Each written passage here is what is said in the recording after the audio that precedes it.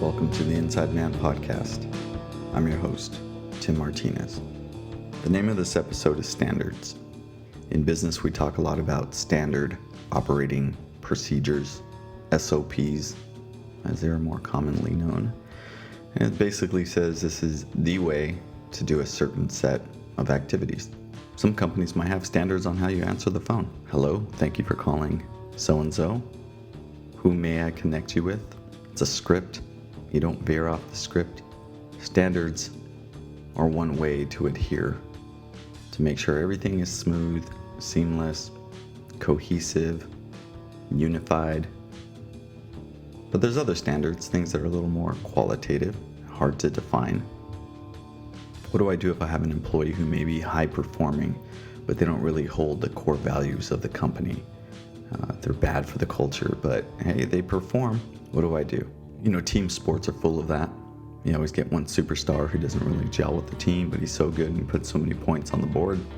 People just leave him alone. But by leaving this person alone, you are therefore creating the standard, which says if you're a high performer, then you don't need to adhere to anything else within the company. And this happens a lot, not just in business, but in life. Functioning alcoholics operate this way. They have bad habits, they have addictions, but they can still show up to work and get the job done. So they say, get out of my way. I don't need to hear it because look, I'm performing. Yeah, but everything else in your life may be falling apart. These are standards. What do you hold to be a standard in your life, in your company, for your family? The thing about a standard is everybody needs to adhere to it. Otherwise, it's not a standard. If the rule applies only to some people and not others, that's simply unfair. Now, it may not always be easy in the short term. It's a short-term thinking, just letting people go on their own devices.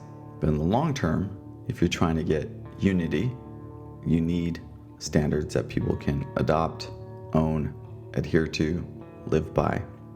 Again, standardization is when you have things working like a well-oiled machine.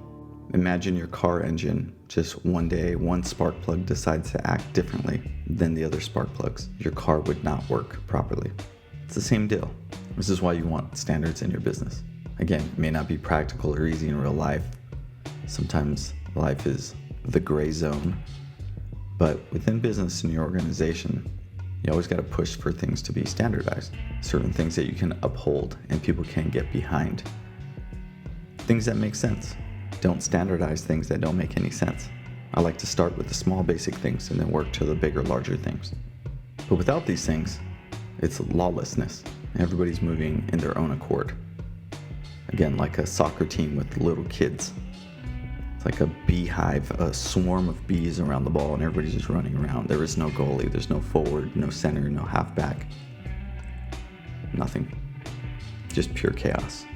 But if you look at professional championship soccer teams, everyone plays their role, they play their place. They know what to do when they get the ball.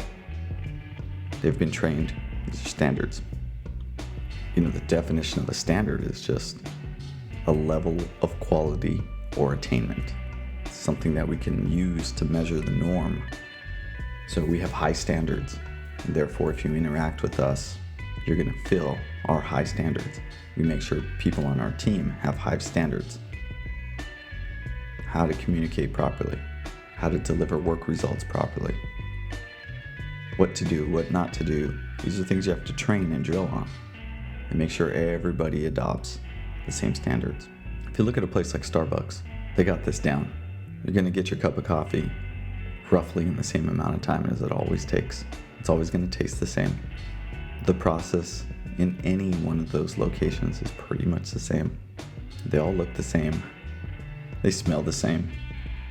Very standardized organization, and therefore they're one of the largest companies in the world with a footprint that's so beyond comparison. It's hard to measure. How big their footprint is.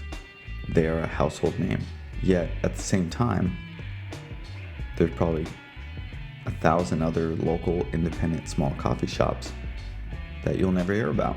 Now they may have better coffee, and you may want to be a patron there for different reasons, but Starbucks became Starbucks because of their systems and their standards that they uphold to. Now, I'm not backing Starbucks or saying I'm promoting them or I'm in love with everything they do, but it's hard not to see how they have a certain set of standards that has allowed them to scale and become successful. And that's the key. You want scale, you want to increase success, you need to know what your standards are, adhere to them, and get your team aligned with them. Thanks for listening. Go create some awesome standards within your company.